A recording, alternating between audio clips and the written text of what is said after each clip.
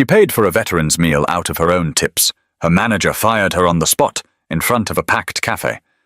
But what no one saw coming was who walked in next, and why the entire room fell silent. The lunch crowd always came in like a storm. At Riverside Cafe, a modest corner joint tucked between a pharmacy and a laundromat in Eugene, Oregon, 11:30 a.m., was when everything changed. Coffee mugs clinked louder, receipts printed faster, and the line at the register got longer than anyone had patience for.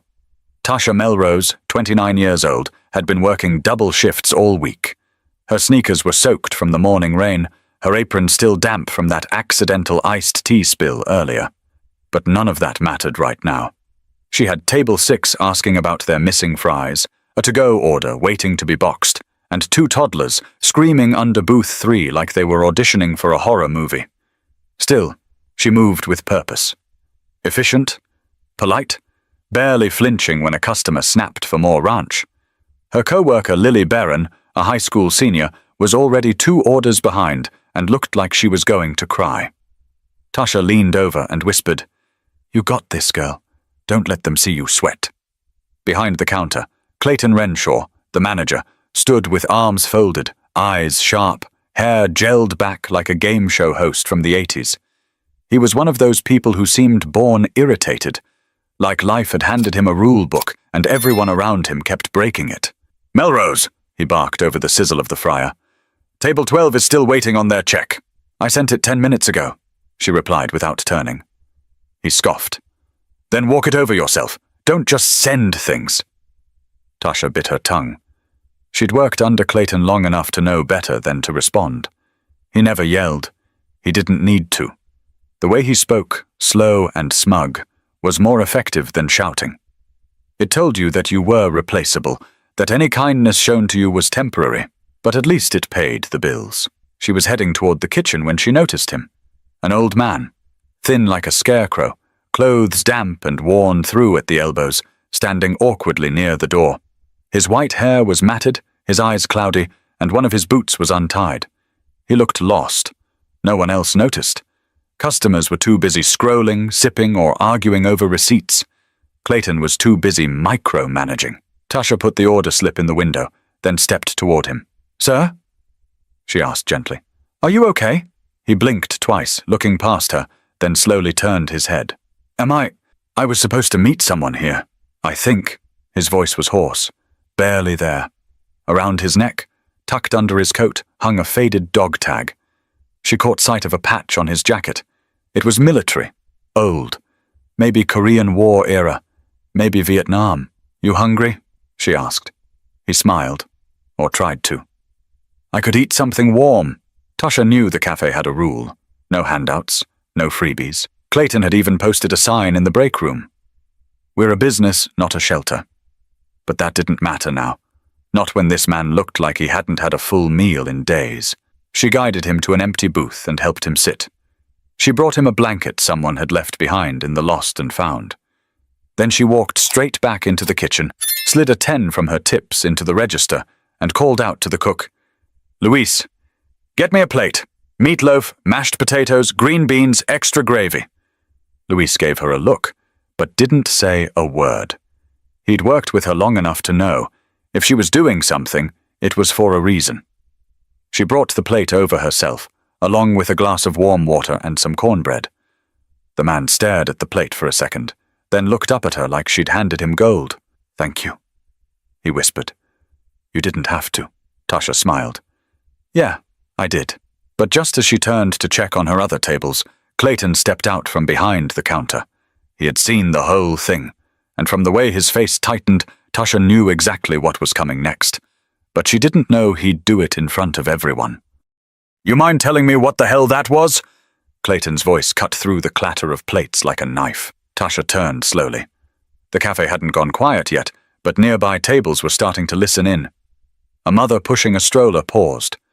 The guy at the corner booth took out one earbud. "He was cold and confused, Clayton," Tasha said, keeping her tone even. "He didn't order anything, and I didn't ask him to. I paid for the meal from my tips." "Doesn't matter," Clayton snapped. "That's not how we run things here. You want to feed the whole damn street too? You working for charity now?" Her cheeks were burning, but not with shame. With anger. He's a veteran. He looked hungry. I did what any decent person would have done. Clayton stepped closer, lowering his voice just enough to sound dangerous. You don't decide who gets free food. You don't run this place. I do. And when you break rules, there are consequences. Then take it out of my paycheck. Dock me, write me up. Whatever you want. But don't make this into a scene. Clayton turned, scanned the room, and then, intentionally, loudly, called out, "Attention, folks! This employee just handed out a free meal on our dime. Just so we're clear. If anyone else needs a handout, this is the new policy. Just ask Tasha. She'll foot the bill." The cafe went quiet. Utensils paused mid-air. Someone at the front laughed awkwardly. Tasha's heart sank. Her fists clenched. But she didn't say a word. The veteran, still sitting at the booth, looked up like he didn't quite understand what was happening. He tried to speak, but the words stuck in his throat. Clayton wasn't finished. "You're done, Melrose. Turn in your apron and get out." That was it. Tasha stared at him, stunned. No warning, no discussion, just humiliation, served up in front of strangers. Luis poked his head from the kitchen. Lily stood frozen by the drink station. No one said a word. The old man stood up slowly. "Sir," he said, his voice shaking. "She didn't do anything wrong. I didn't mean to cause trouble." Clayton waved him off like a nuisance. "Sir, please, eat your food and stay out of staff business." But the man didn't sit back down. He reached into his coat pocket and pulled out something that shimmered faintly. An old silver badge, worn but recognizable. A purple heart pin, bent at the edges but unmistakable. "I served in Khe-San," he said quietly. "Most of my unit didn't make it. My boys, they'd never let this stand." Clayton raised an eyebrow. "Excuse me?" "She showed me more respect than half this country has in decades. You fired her for doing what's right." Tasha stepped forward, her voice firm now. "Please, sir, you don't owe me anything. Just finish your meal, okay?" The veteran looked at her, then back at Clayton. He placed the pin on the edge of the table and whispered, almost to himself, "They'll know. I'm not alone." It sounded odd, like he was talking to ghosts. Tasha figured maybe he was just confused, lost in memory. She untied her apron and folded it carefully. She didn't cry. Not here. Not for him. Louise stepped out from the kitchen. "This isn't right," he muttered. Clayton shot him a look. "You want to go too?" Louise looked at Tasha and shrugged. "Just saying." She walked past the veteran on her way out and gently placed her hand on his shoulder. "It's okay," she whispered. "It's really okay." But his eyes, misty and unfocused, locked onto hers. "They'll come," he said again, softly. They always come. She didn't know what that meant. Outside, the rain had picked up again. Her hoodie barely kept her dry as she stood near the bus stop, staring at nothing, still holding her apron in both hands. Back inside, Clayton strutted around like he'd won something. But not everyone shared that view. Customers whispered. One couple stood up and left. Lily wiped her eyes behind the counter. And in the booth by the window, the veteran sat quietly, chewing slowly, like every bite held back a memory he wasn't sure he could handle. But what came next? None of them could have predicted. Inside the cafe, Clayton tried to return things to normal. He hated losing control. Nothing got under his skin more than people questioning his authority. So when Tasha walked out without crying or begging, without even a proper argument, it rattled him more than he'd admit. He paced behind the counter, checking the receipt printer, rearranging napkins, snapping at Lily when she dropped a fork. The usual arrogance in his voice had shifted into something tighter. Customers weren't laughing anymore. A few looked uncomfortable. One woman at the bar was filming quietly with her phone propped up against her coffee cup. "Luis!" Clayton barked. "Need another plate of scrambled and hash for table 5. We've got orders to push out." Luis didn't respond right away. Clayton snapped his fingers toward the kitchen window. "Luis, you hear me?" "I heard you," came the reply, calm but distant. "Then act like it." The old veteran still sat quietly, eating what he could. His hands shook when he lifted the fork. Sometimes he'd stop chewing and just stare at his plate like he wasn't sure where he was. His coat had fallen open a bit more, revealing a set of medals sewn inside, barely holding together. Some customers whispered, now recognizing that this wasn't just some old man looking for warmth. He was someone who had done something. Clayton noticed the attention but doubled down.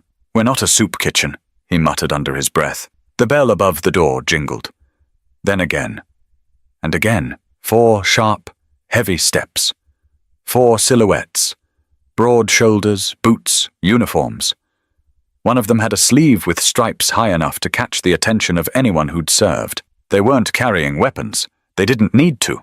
They walked with the kind of authority no manager in a cafe could match.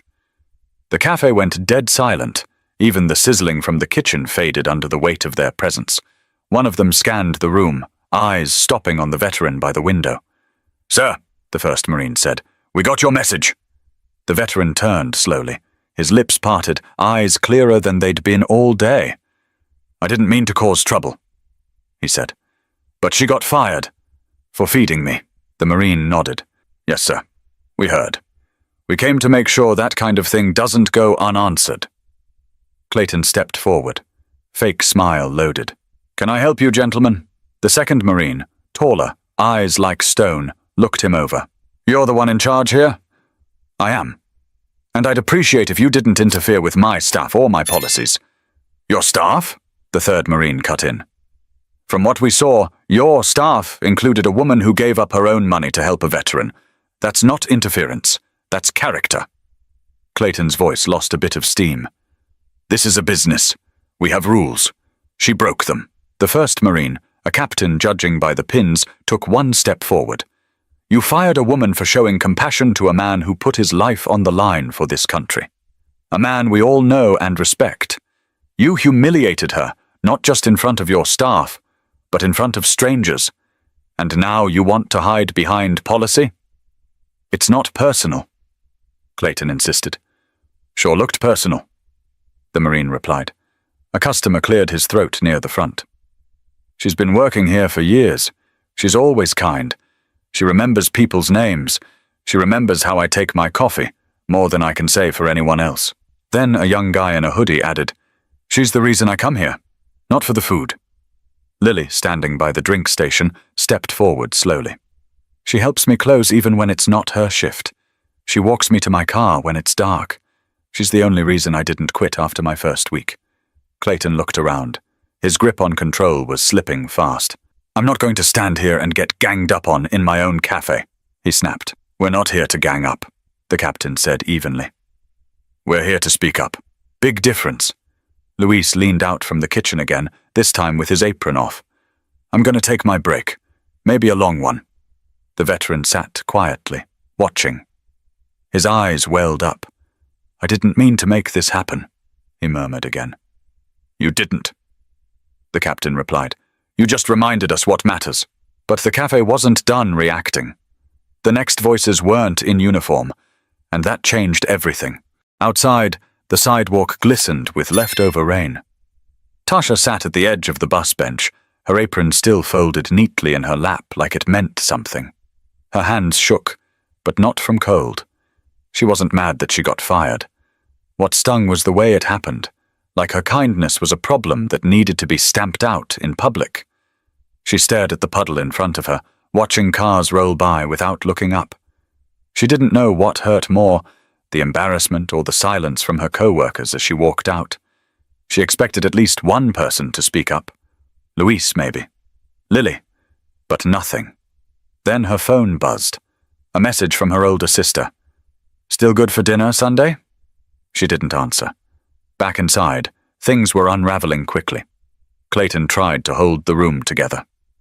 "Okay, everybody," he said with an artificial grin. "Let's get back to your meals. Show's over. We're not turning this place into a circus." But it was already too late. People had seen what they saw, and they weren't about to forget it. A woman sitting by the window stood up slowly. Her name was Jean Harlow, a retired nurse who came to Riverside every Thursday after her physical therapy. She walked with a cane and a purpose. "I was in nursing school during the Gulf War," she said clearly, loud enough for everyone to hear. My brother came home in a flag-covered box. That old man in the booth? He could have been him. And that waitress? She acted better than you ever will, son. Clayton looked like someone had slapped him.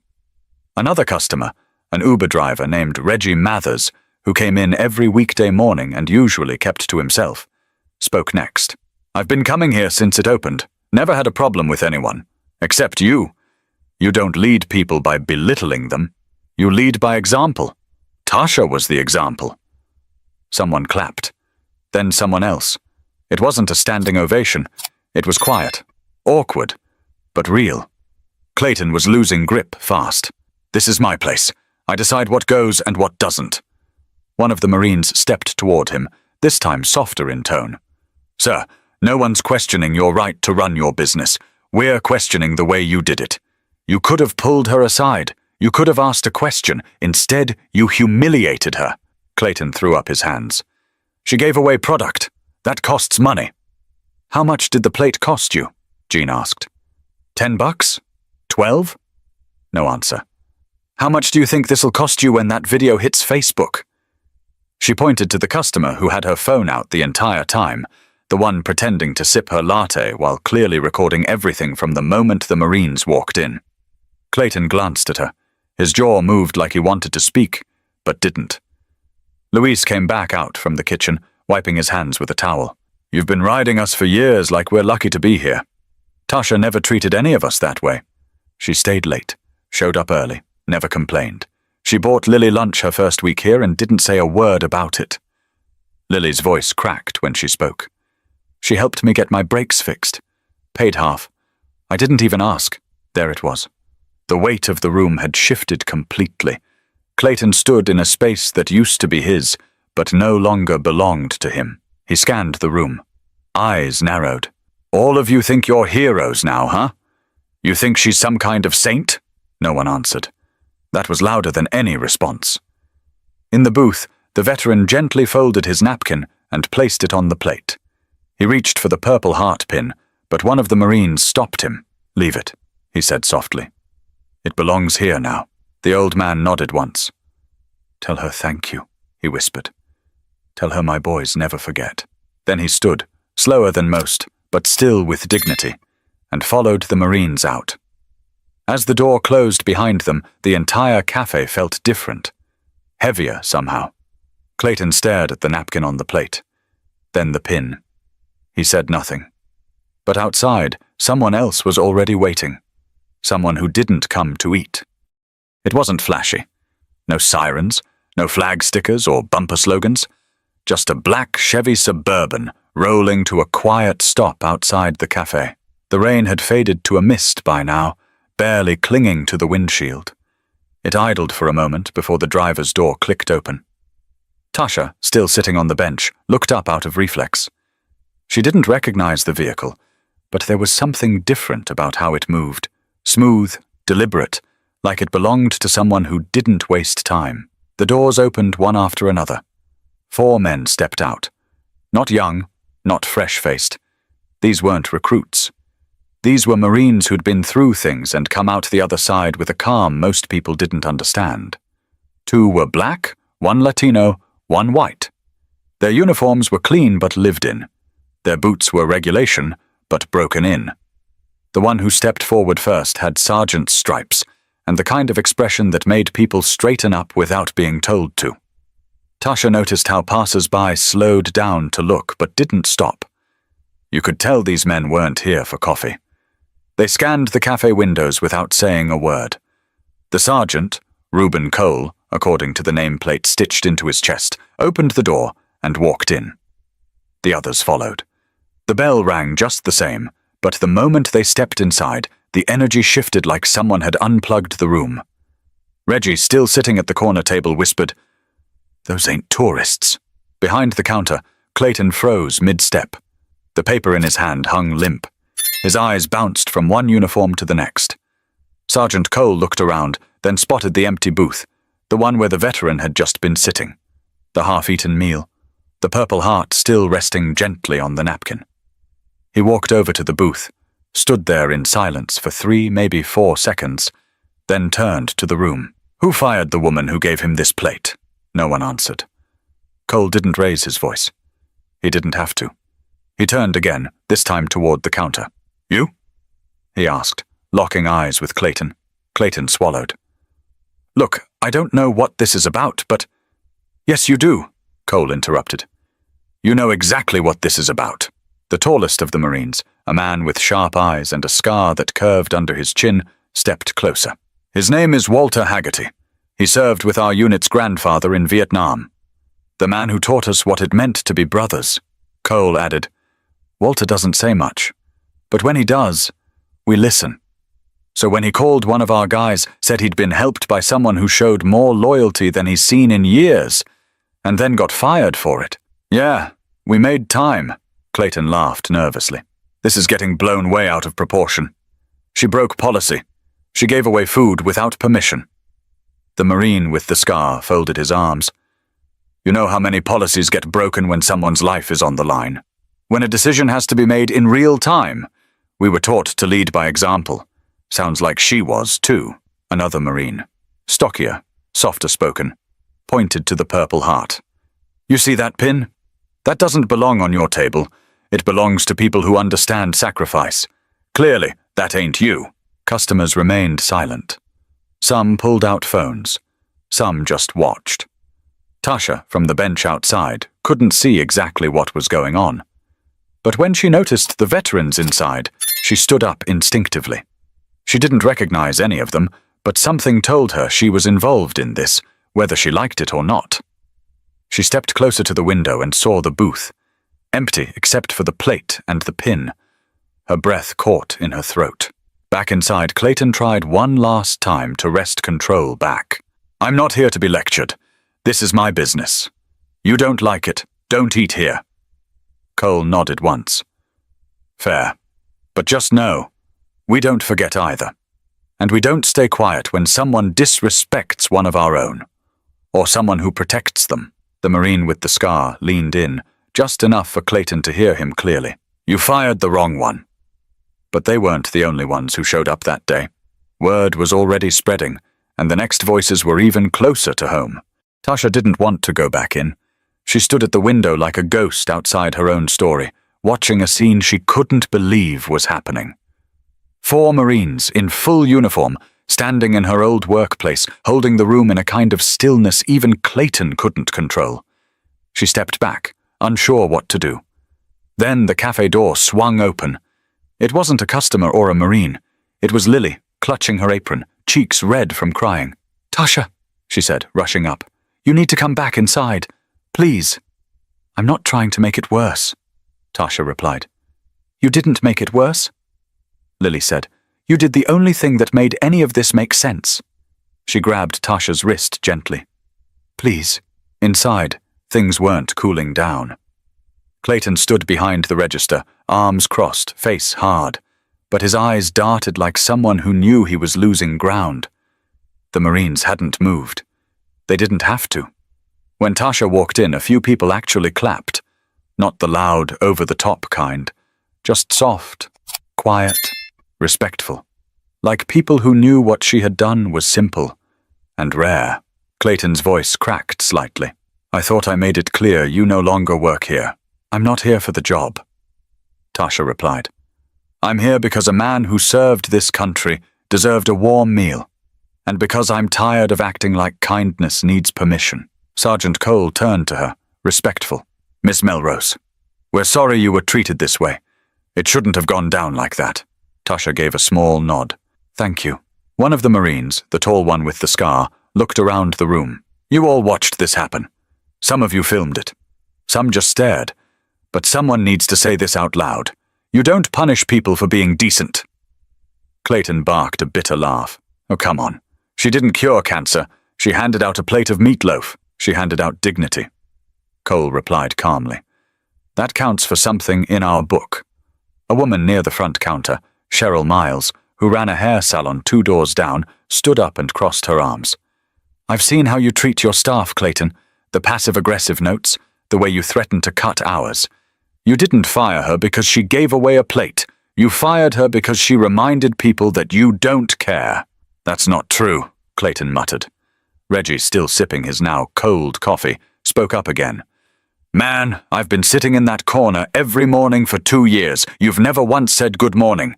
You walk around like everyone owes you something. Well, guess what? You're the one who lost something today. Clayton stepped out from behind the counter, hands on his hips. You all want to make me the villain here? Go ahead, but none of you pay the bills around here. Luis, standing by the kitchen window, finally said, We keep the lights on. We clean up. We take your crap and smile through it. And the one person who actually made this place feel human. You fired her. Clayton raised his voice. This is mutiny. No, Cole said. This is accountability. Just then, the bell over the door rang again. A man in his early 50s walked in. Military haircut, navy jacket, a local contractor who often worked with veterans. Charles Fenner. I heard what happened, he said. Didn't take long for the story to hit the group chat. Tasha, if you're not already hired somewhere else, I'd be proud to offer you a job at our center. Better pay, better hours, and a place where people actually respect the ones who make it all work. Tasha blinked. She hadn't expected that. Not here. Not this fast. Why would you do that? She asked. Charles smiled. Because Walter Haggerty isn't just a veteran. He's my uncle. And I trust him more than I trust most people walking this earth. Clayton looked stunned. Cheryl looked around. Well, looks like you just lost your best employee and half your regulars.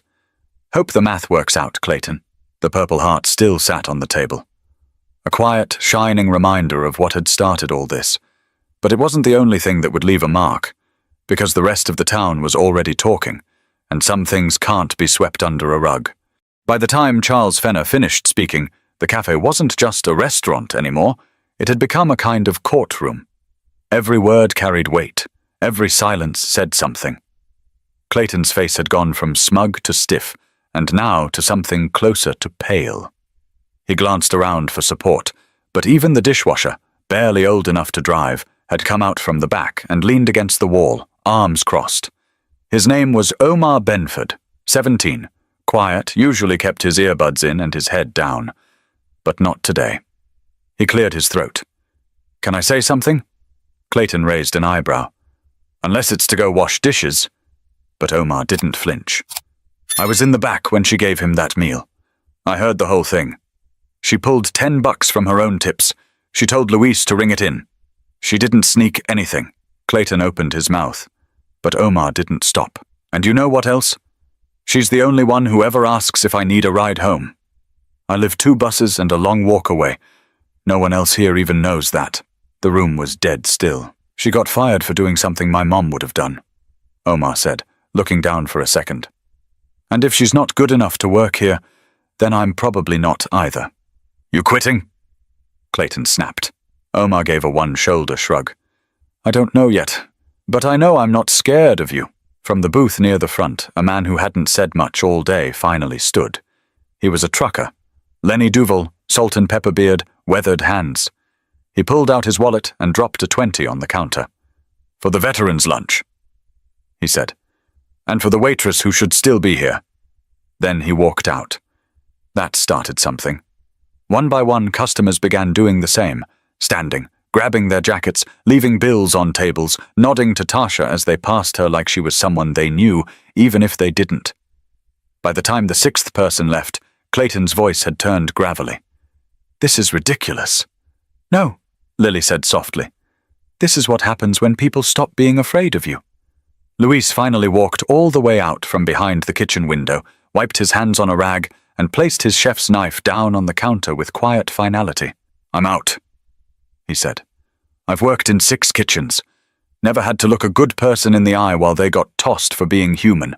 Clayton tried one more time to speak like he had authority. You people think I'm the enemy? I built this place. I put in the hours.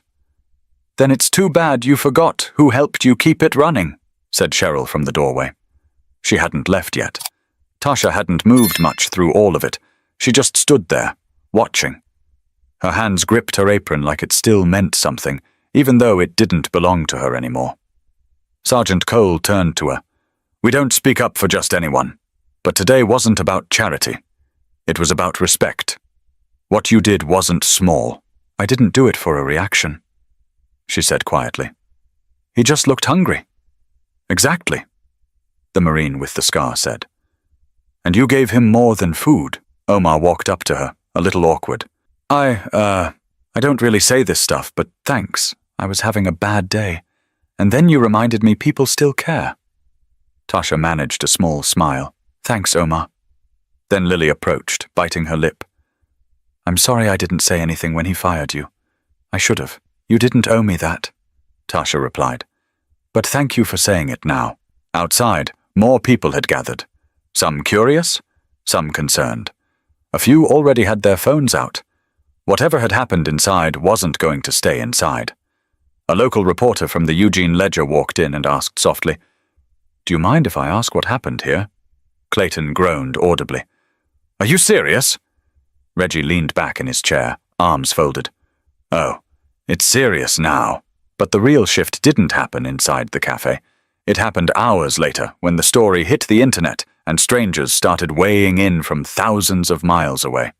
By late afternoon, the phones at Riverside Cafe wouldn't stop ringing. But they weren't reservation calls. They weren't takeout orders. They were strangers from out of town, some angry, some disgusted, some just curious. The video Cheryl had taken of the Marines confronting Clayton, of Tasha walking back in with her dignity intact, had already made it to local Facebook groups, then Twitter, then a few veteran forums. Within 5 hours, it was viral. The comments came in waves. That manager should be ashamed. She did more in one moment than most people do in a lifetime. Someone please give this woman a better job. She deserves more than that dump. My grandfather was a Marine. I'd eat anywhere that lady worked. Tasha didn't even know the video existed until Lily texted her a link that evening. She watched it in silence from her small apartment off West 7th. Her living room barely fit the couch, but she sat on the edge of it, phone in hand, mouth pressed shut. She watched herself walk out of that cafe, then walk back in, then speak up. I'm here because I'm tired of acting like kindness needs permission. She heard her own voice play back and didn't recognize it. Not in a bad way, just different. Stronger than she thought she'd sounded in the moment. She set the phone down. Not long after, her inbox started filling up. A handful of reporters wanted to talk. Some guy from a local podcast. Someone from a veterans non-profit in Salem. But it was one email that really stood out. Subject, job opportunity. Stand with us. From Jordan Malik, Operations Director, Haggerty Veterans Outreach Center. Tasha hesitated before clicking. The name Haggerty gave her pause. It had to be connected to Walter, the veteran she'd served. And it was. Miss Melrose, my name is Jordan Malik. I oversee the day-to-day operations at the Haggerty Veterans Outreach Center here in Eugene. Walter is a dear friend of our founder, and one of the reasons this center exists. He told us about what you did. Then we saw it for ourselves. We're currently expanding our front-end staff and looking for someone with warmth, grace, and good judgment. We'd be honored to have you join us. Full-time, benefits, better hours. You've already shown us who you are. Let us show you the kind of place that values that. Tasha read it 3 times. She didn't know if she wanted to cry or laugh.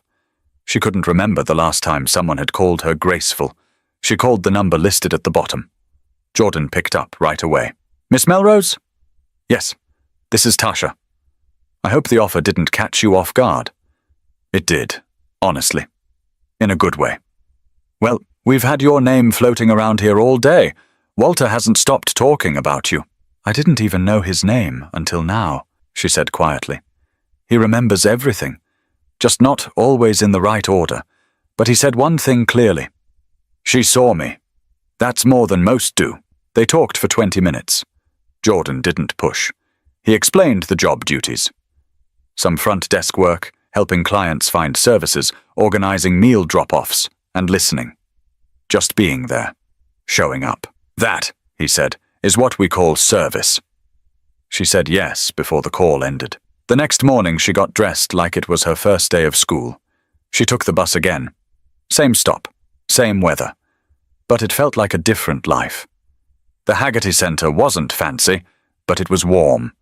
Real people, real purpose. On the wall near the entrance, someone had already printed out a still frame from the video of her standing in Riverside Cafe, Marines behind her. Below it, a quote in black marker. "You don't punish people for being decent." Walter was there that day too, sitting in the lobby with a paper cup of coffee and a crossword he wasn't really solving. "You made it," he said with a small smile. She sat next to him. "Yeah," she whispered. "I made it." But while she moved forward, the cafe she left behind was heading for a reckoning of its own, because once the internet picks up a story like this, the consequences don't stop at the door.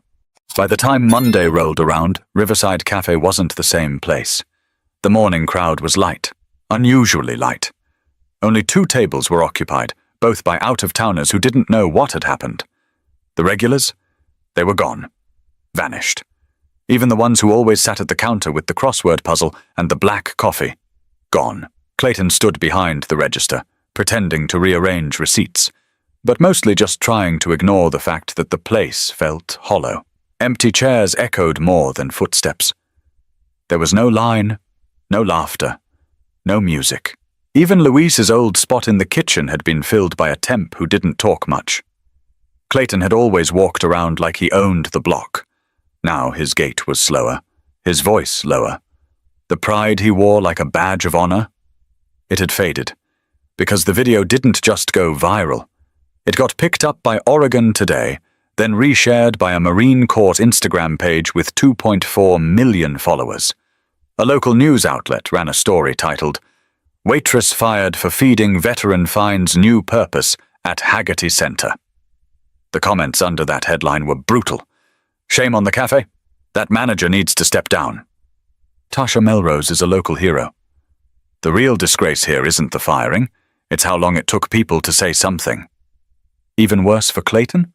A petition was circulating, over 15,000 signatures and counting. It demanded new ownership or a public apology from Clayton himself. Neither seemed likely to happen. He tried to do damage control. He posted a weak statement on the cafe's Facebook page. "We regret any misunderstandings and are committed to ensuring all customers and employees are treated with respect in the future." People weren't buying it. One comment read, "You didn't regret anything until your tables emptied." Another simply said, "You lost the heart of your cafe the second you fired her." Meanwhile, over at the Haggerty Veterans Outreach Center, things couldn't have looked more different. Tasha had just finished helping a woman fill out paperwork to access housing support. It wasn't glamorous work. There were no lights, no cameras. But it felt important. Solid. Real. The break room smelled like coffee and fresh cinnamon rolls, donated by a local bakery after they saw the video. Staff passed around small jokes and kind words, and every now and then someone would gently tap Tasha's shoulder and say, "Saw you on the news," like it was some kind of secret handshake. But Tasha didn't let the attention get to her. She knew this wasn't about fame. It was about the fact that she could finally breathe. That same afternoon, a woman walked into the outreach center with hesitation in her step.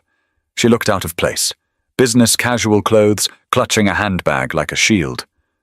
"I'm looking for Tasha," she said at the front desk. Tasha came out, wiping her hands on a paper towel. "That's me." The woman introduced herself as Eileen March, Clayton's silent business partner. She'd put up the initial capital for Riverside Cafe, but rarely got involved in day-to-day operations. "I just wanted to say, I didn't know what happened until last night. I saw the video. I was horrified." Tasha nodded politely. "That's kind of you to say." Eileen looked like she wanted to crawl into her own purse. "I should have stepped in sooner, but I wasn't paying attention. That's on me. I've started the process of separating myself from Clayton. The cafe's being appraised now. We're putting it up for sale."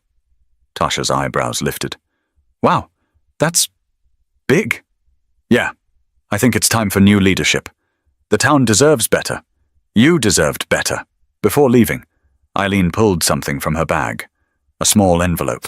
"I know this doesn't make up for anything, but it's from my own account, no strings attached." Tasha looked at the envelope, then at Eileen. "I appreciate that. Truly. But I didn't do what I did expecting anything back." "I know," Eileen said. "That's exactly why you deserve it." When she left, Tasha didn't even open the envelope right away. She tucked it in her bag and went back to work. She had people to help.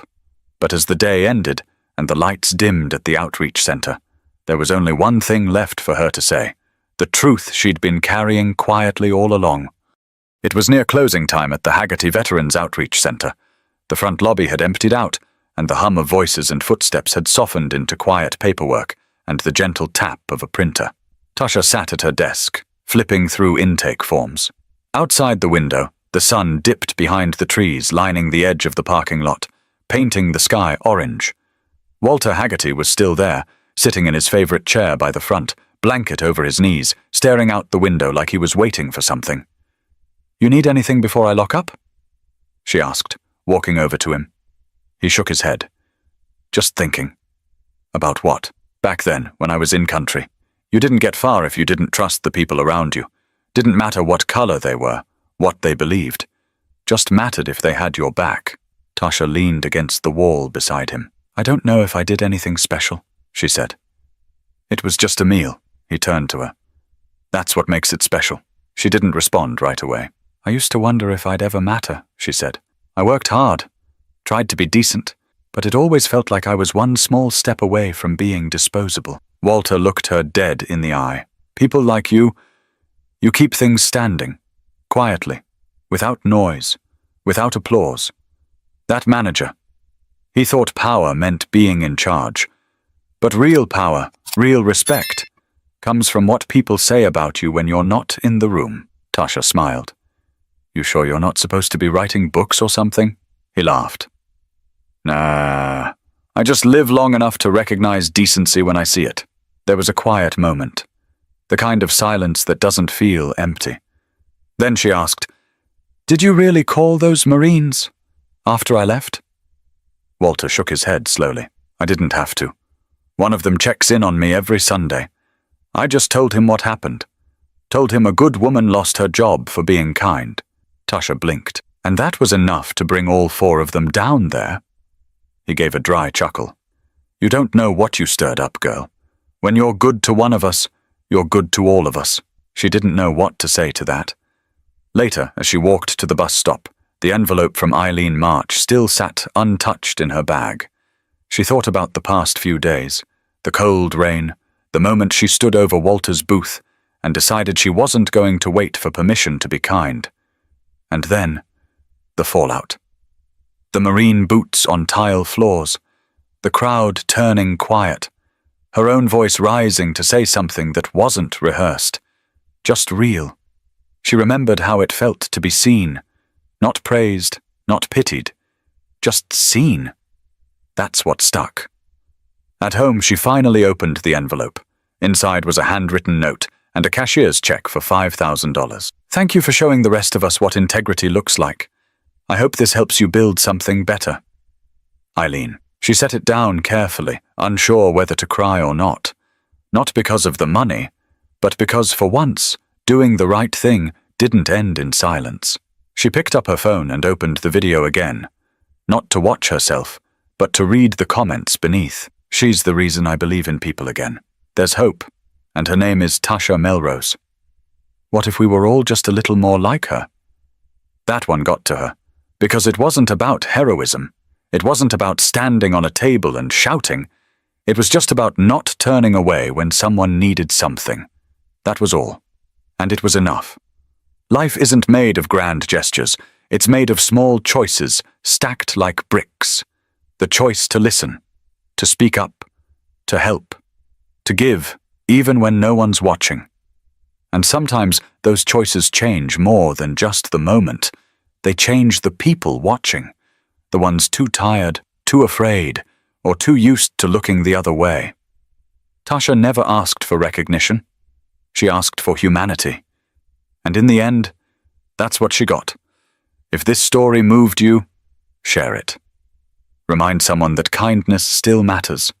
And if you haven't already, subscribe for more stories that shine a light on everyday courage. Because sometimes it only takes one person to remind us who we're supposed to be.